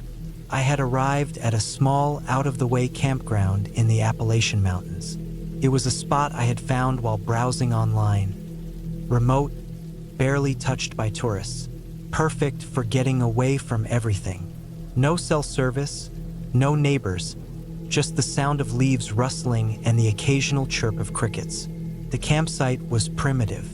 There was no electricity or running water, just a small, stone fire pit and a couple of picnic tables scattered around. I had set up my tent by the edge of a little clearing where the woods began to thicken. I made myself comfortable, starting a fire with the wet wood I had gathered earlier, and sat down on one of the picnic benches to eat. I hadn't planned on doing much. Maybe some hiking, a bit of reading, the kind of peaceful weekend you dream about when you're stuck in an office all week. But that night, something changed. Something I couldn't have prepared for, no matter how many hiking guides or camping blogs I'd read. It all started when I heard the snapping of twigs. At first, I dismissed it as an animal. Maybe a deer, maybe a bear, though I hadn't seen any signs of them yet. The sounds came from deeper in the woods, off to my left. I ignored it, too tired to care. It had been a long drive up, and the heat from the fire was making me sleepy. But then there was another sound, a low, guttural growl. The hairs on the back of my neck stood up. My heart skipped. That was no deer. I froze, eyes darting into the darkness, trying to make sense of the noise. It was too low-pitched to be an animal I was familiar with, and it came from the same direction as the twigs snapping. I grabbed the flashlight from my backpack and flicked it on, the beam cutting through the night. Nothing, just trees, stillness, the kind of silence that feels unnatural. I tried to tell myself it was nothing, maybe a bobcat, maybe just the wind playing tricks on me. But deep down, I knew something wasn't right. I sat there for a while, staring into the shadows, waiting for the growl to come again. The fire crackled loudly, but all I could hear was my heartbeat, pounding in my ears. The silence stretched on for what felt like hours. When I could no longer take the tension, I stood up and grabbed the rest of my gear. The cool breeze rustled the leaves above me, and the shadows around me seemed to stretch longer than they should. I walked to the edge of the clearing, where the trees pressed in closer. The forest seemed to close in around me, and that's when I heard it again. A snap of a twig, followed by a second growl, this time closer. A cold shiver ran down my spine. My gut told me to leave, but the prideful part of me said I was just being paranoid. Still, I wasn't sure I wanted to stay alone in the dark any longer. I grabbed my knife. I don't know why I did. Maybe to give myself a sense of security. I wasn't exactly an expert in wilderness survival, but I'd seen enough TV shows to know how to handle myself if something went wrong. I took a few steps into the woods, scanning the area with the flashlight. The beam bounced around erratically, landing on trees, branches, and shadows. That's when I saw it. A figure, staring back at me from the distance. It was tall, way taller than any man should be. I couldn't make out details, just a vague silhouette against the blackness. My first thought was that it was another camper, but something about the way it stood there didn't sit right. It was too still, too unnatural. I took a step forward. My flashlight flicked up toward the figure, and the moment the beam hit it, it moved. Not quickly, like you'd expect, but in a slow, deliberate way, shifting its position just enough that I could hear the rustling of leaves under its feet. I froze. The growl from earlier came again, closer this time, almost like it was coming from inside my own head.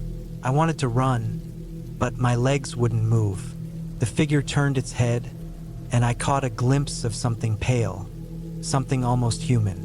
But it wasn't a face. It was too distorted. My breath hitched in my chest, but I forced myself to speak. "Who's there?" My voice sounded weak even to me. There was no answer, just that eerie silence again, followed by another low growl. The figure didn't move, but I could hear the rustling of something nearby. I turned quickly, shining my flashlight on the ground. Nothing. It was as if the woods themselves were alive, watching me. In a panic, I turned and ran, tripping over roots and branches. My heart raced, my feet slipping on the damp earth, but I kept running. I didn't know where I was going. I just had to get away.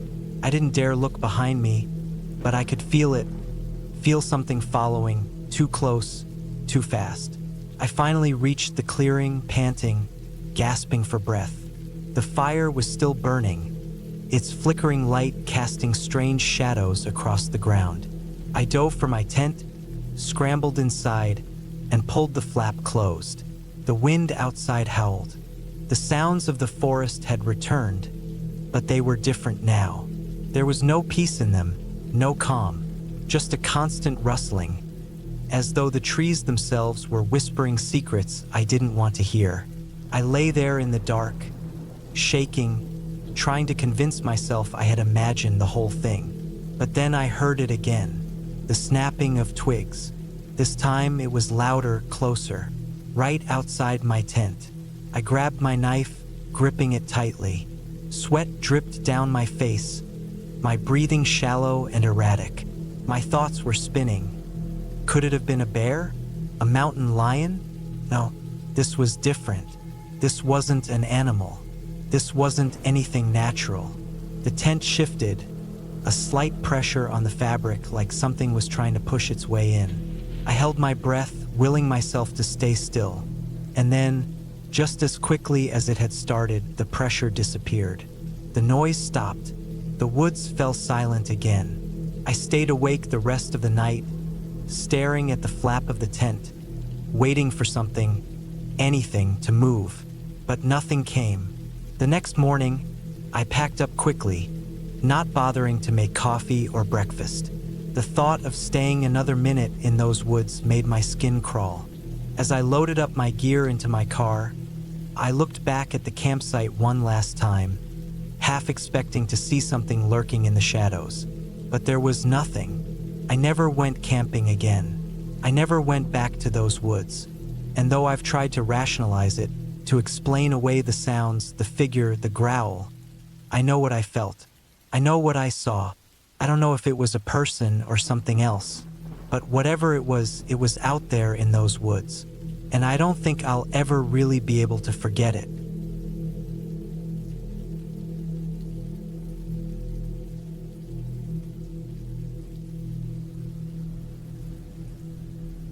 I had been hunting alone in the mountains of Montana for 2 days now. The weather had been unpredictable, with cold, biting winds one moment and sun beating down on me the next. It was early fall, just before the peak of hunting season, and I knew that this was my best shot at bagging something decent before the colder months really set in. I set up camp by a small, sluggish stream. The sound of water trickling over smooth rocks was soothing, but the eerie silence of the forest, interrupted only by the occasional chirp of a bird, made me feel more isolated than I liked. My name's Jason, by the way. I'm 32, an experienced hunter, and generally pretty level-headed. But there was something off about this place. It wasn't just the way the trees seemed to whisper in the wind or how the shadows felt longer than they should be. It was the feeling that I wasn't alone. I had been tracking a mule deer that afternoon, following its trail through dense thickets. The leaves underfoot were a mix of gold and brown, making it nearly impossible to keep my footing without crunching too loudly. After hours of slow moving, I lost track of it. Frustrated, I turned back toward camp, keeping my eyes peeled. That's when I first noticed it. A set of fresh footprints about 20 yards from my camp. They were large, far larger than any humans, and they didn't look like the tracks of any animal I knew. They were wide, deep, with strange indentations. At first, I thought it might be a bear, but something felt off. The shape wasn't right, and the way they seemed to drag into the ground unnerved me. I stood still for a long time, studying them. I wanted to just forget about it, to chalk it up to some weird animal and get back to my camp.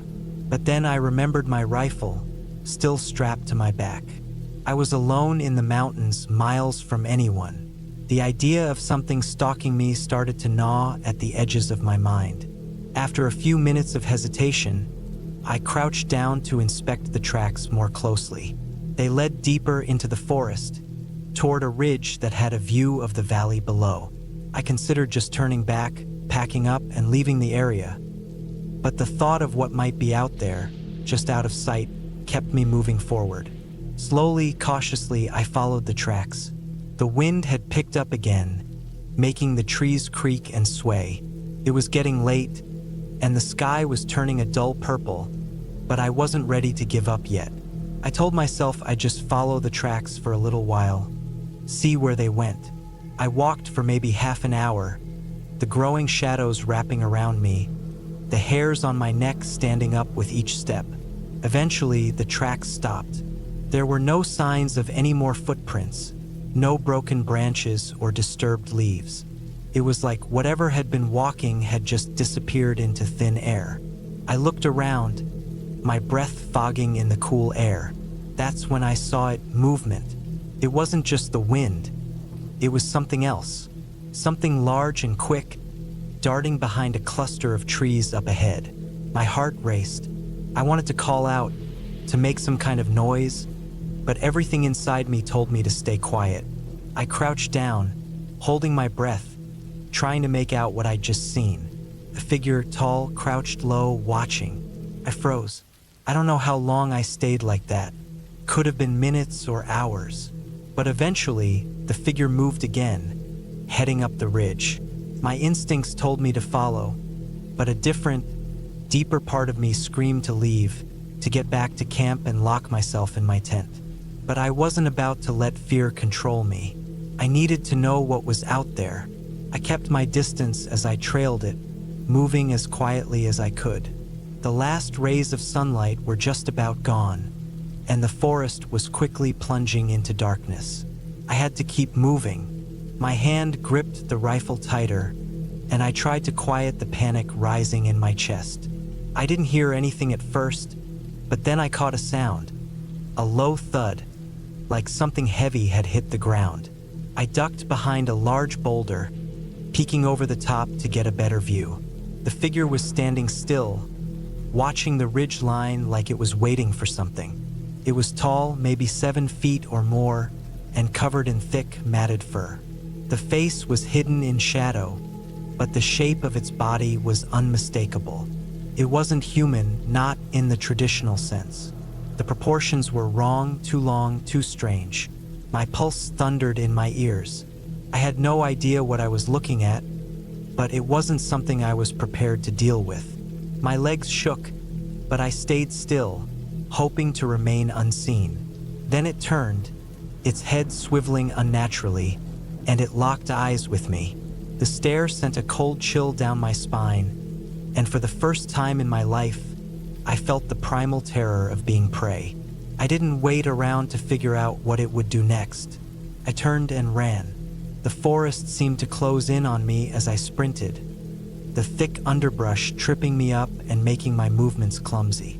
Branches whipped across my face, and I barely noticed the cuts on my arms. My breath came in sharp, desperate gasps, but I couldn't stop. I wasn't sure what it was that was chasing me, but I knew I had to get back to camp, to the rifle, to something I could defend myself with. I didn't stop running until I reached the stream.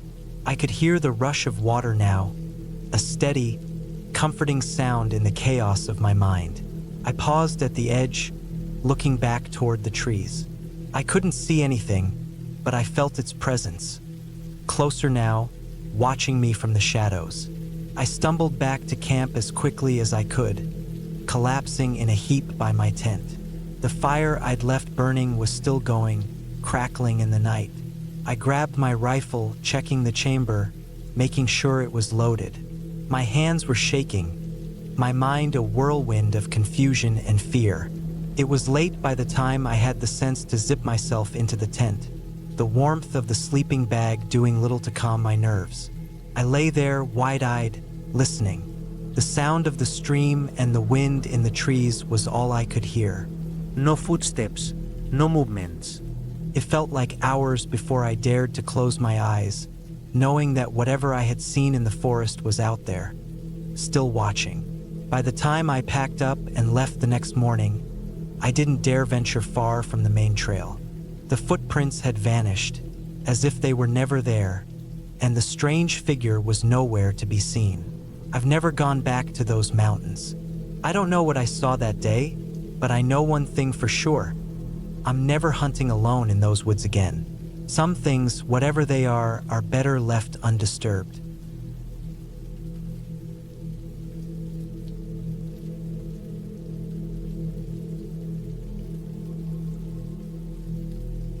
I had always loved the outdoors, and after months of working long shifts in a city office, I was ready for a weekend escape. So, I packed up my old truck, grabbed my gear, and headed out to the woods in Northern California. It was early October, the perfect time for a camping trip. Cool nights, mild days, and no crowds. The plan was simple: find a secluded spot, set up camp, and disconnect from everything for a couple of days. No cell service, no internet, just me, the trees, and the sounds of nature. It wasn't a long drive, just a few hours north of San Francisco, but I felt the shift the moment I got into the mountains. The roads became narrower, winding through thick forests. The trees were taller here, and the air smelled different, crisp, earthy, and rich with the scent of pine. I took a deep breath, feeling the stress from work start to melt away. I didn't have a specific campsite in mind. I just wanted to find somewhere quiet. After an hour or so of driving, I pulled off the main road and onto a dirt trail, which led to a small clearing by a creek. Perfect, I thought. I threw my bags on the ground and started setting up my tent. The ground was soft, and the sound of the water flowing nearby was calming. By the time I had everything set up, the sun was starting to dip below the horizon. I built a small fire and sat back to relax, cooking some pasta on my camp stove. The flames crackled and the night air was cool, but not too cold. There was no one around for miles. I felt like the king of the woods. As the fire died down, I leaned back on my camp chair and looked up at the stars. The sky here was so clear, it almost felt like you could touch the stars. The only sounds were the rustling of the leaves and the occasional splash from the creek. But then I heard something, a noise, far off in the distance. Footsteps. Maybe it was a little too rhythmic to be an animal and too far to be a person. I figured it was just my mind playing tricks on me. The woods can mess with your head, especially when you're out there alone. I tried to brush it off and went back to my book. But then, just as I was starting to drift off to sleep in my tent, I heard it again.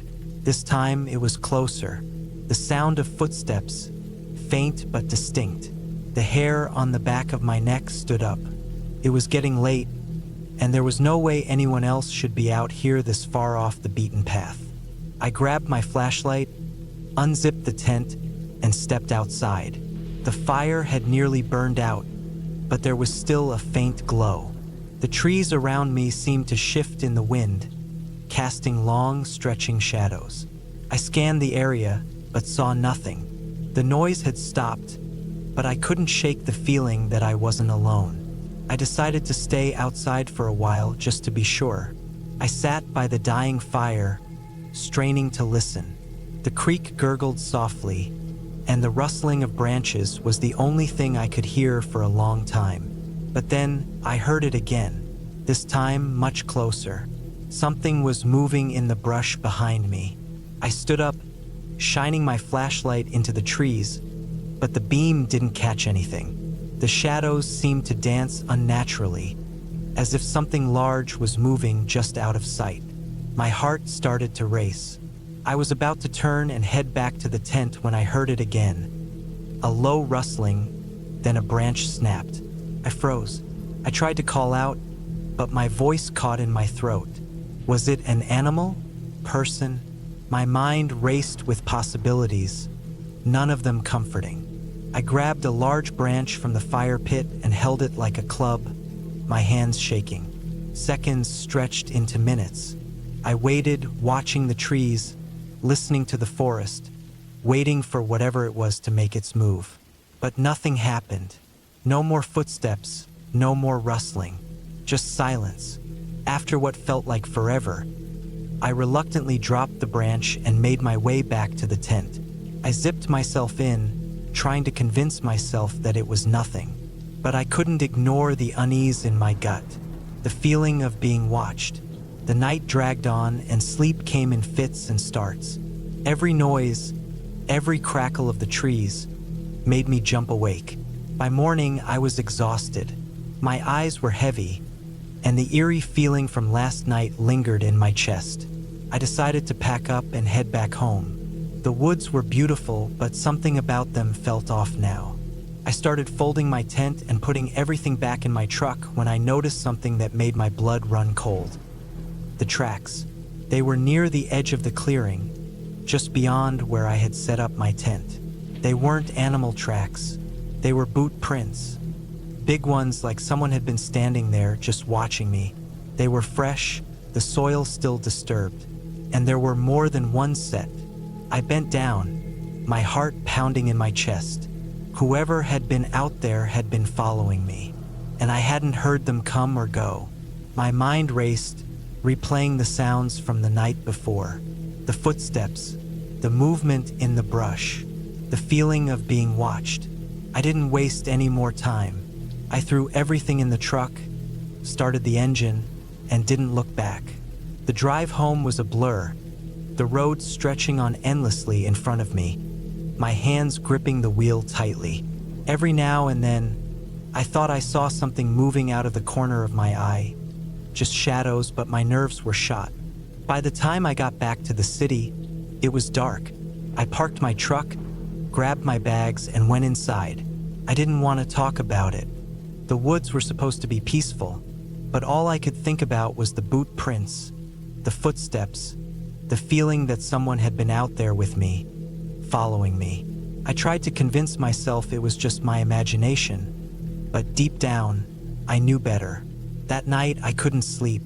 I kept imagining those tracks, those eyes, hidden just behind the trees. What if someone had been out there, just watching me the entire time? And why hadn't I noticed them sooner? Was I just too naive to realize the danger? I never went camping alone in that spot again. The thought of it still makes me uneasy, the fear that someone might be out there, waiting for the next unsuspecting camper. The memory of the night in those woods, of the footsteps and the boot prints, will stay with me forever. Some parts of the wilderness are just too wild, too untamed, for us to ever truly understand. I learned that the hard way.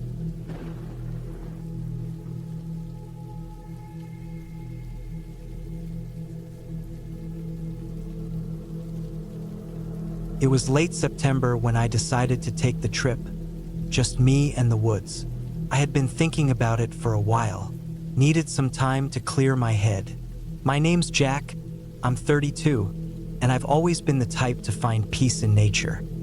Away from the noise, the chaos, the constant buzz of life. I was living in the Pacific Northwest, near a small town called Gresham, Oregon. The place was known for its dense forests, towering pines, and unpredictable weather. You could step into the woods and feel like you were 1,000 miles away from civilization. That's exactly what I wanted: solitude. I packed up my gear, tent, sleeping bag, food for a few days, and my trusty old rifle. No particular reason for the rifle. I wasn't hunting, just felt like having it around. I also grabbed my flashlight, a good knife, and a couple of books. The weather forecast had said it was going to be chilly, but no rain. So it seemed like a perfect weekend getaway. I drove out that Friday evening after work, the sun barely setting behind the hills as I made my way down narrow, winding roads. The air had that crispness to it, the kind that smells like pine and dirt. The woods around me were thick with trees, and the shadows grew longer as the light faded. When I reached the spot, it was quiet, too quiet almost. I'd camped here before, a small clearing by a stream, with the sound of running water always in the background. It was my go-to spot, hidden enough so no one else usually bothered to come out here. But as I got out of my truck, I couldn't shake the feeling that something was off. Maybe it was just the quiet, or maybe it was the way the trees seemed to bend in the wind, creaking like they were trying to talk to me. But I shrugged it off. It was probably nothing. I set up camp quickly, pulling my tent out and staking it down. The moon had just started to rise, casting pale light over the clearing. I built a small fire and sat back to watch the flames dance. The fire crackled and popped, the only noise for miles. That's when I heard it. The sound of something heavy moving through the underbrush, not too far off. At first, I thought it was a deer. They're common around here, and I'd heard them plenty of times before. But this was different. The noise was deliberate, slow, like something was taking its time. And it wasn't the usual shuffle of a deer or the scamper of a smaller animal. No, this was something with weight, something with purpose. I listened closely. The sound was coming from behind me, near the trees where the light from my fire didn't quite reach. I grabbed my flashlight and flicked it on, scanning the area. Nothing, just trees and the occasional rustling leaf. I told myself it was just a bear, maybe. Bears are common in these woods. I figured I'd keep an eye on things, just in case. Night settled in, the chill creeping up my spine. I kept the fire burning bright, the flames licking at the night air. I had my back to the trees now, and I knew that wasn't smart. But I wasn't expecting anything dangerous. The thought of something out there watching me didn't even cross my mind. I thought I was alone. Then I heard it again, a sharp snap, like a twig breaking. But this time it was closer. My heart skipped a beat. I stood up quickly, my hand instinctively reaching for the rifle. The last thing I wanted was to have an encounter with a bear, or worse, something I couldn't explain. I aimed my flashlight into the trees, sweeping the beam across the shadows. For a moment, nothing. Then, just at the edge of the light, I saw it, a figure.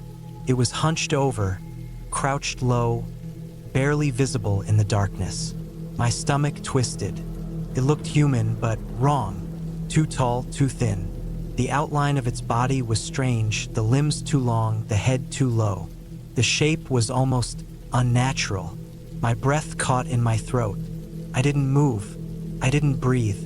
I stared, and the figure didn't move either. It just stood there, watching me, barely noticeable in the dark. I had no idea how long I stood there, frozen. It felt like hours, though it was probably only a few minutes. My mind raced, trying to come up with an explanation. But there was no explanation. I'd never seen anything like this before. I thought of running, of grabbing my stuff and leaving, but something kept me rooted to the spot. Then, out of nowhere, the figure straightened up. It stood taller, much taller than any person should. The trees around it seemed to bow slightly, as if the thing was too tall for them. Took a step forward. Another. My pulse hammered in my chest. I don't know why I did it, but I raised my rifle, my hands shaking. It was stupid. I didn't want to shoot. I just wanted it to go away, to prove to myself that this was just a trick of the light, that my mind was playing games on me. But it didn't go away. The figure took another step. I could hear the crunch of leaves beneath its feet, slow and deliberate. It was coming closer, moving with a strange, fluid motion. I finally found my voice, barely able to speak. "Get back," I said, but it sounded like a whisper, lost in the night. It didn't stop. I fired. A loud crack split the silence, the sound of the shot ringing through the trees. The figure didn't flinch. It didn't even hesitate. Kept moving toward me, now within 10 feet, maybe less. I had no choice. I fired again, this time aiming for the center of its chest. Nothing. It stopped then. Just stood there, in the light of the fire, unmoving. Its face, or what I could make out of it, was impossibly pale. The eyes were hollow, dark, and empty. No expression, no emotion. Just an empty void staring back at me. I didn't fire again. Couldn't. Something inside me told me that if I did, I wouldn't be getting out of here. I slowly lowered the rifle, my hands still shaking. My entire body felt like it was on fire from the adrenaline. The figure took one more step toward me, its feet dragging along the ground, almost like it was unsure of its own movement. Then, suddenly, it turned and disappeared into the trees. No sound, no movement, just gone. I didn't wait. I didn't even think about packing up.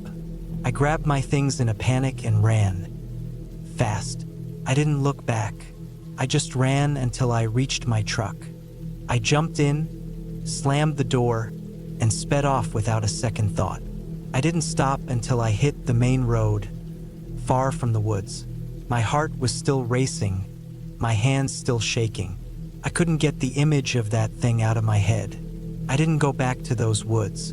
I don't think I ever will. But I'll tell you this, there's something out there, something that's not human, something that's better left alone. I don't know what it was, but I know what I saw. I know what I felt, and I'll never forget it.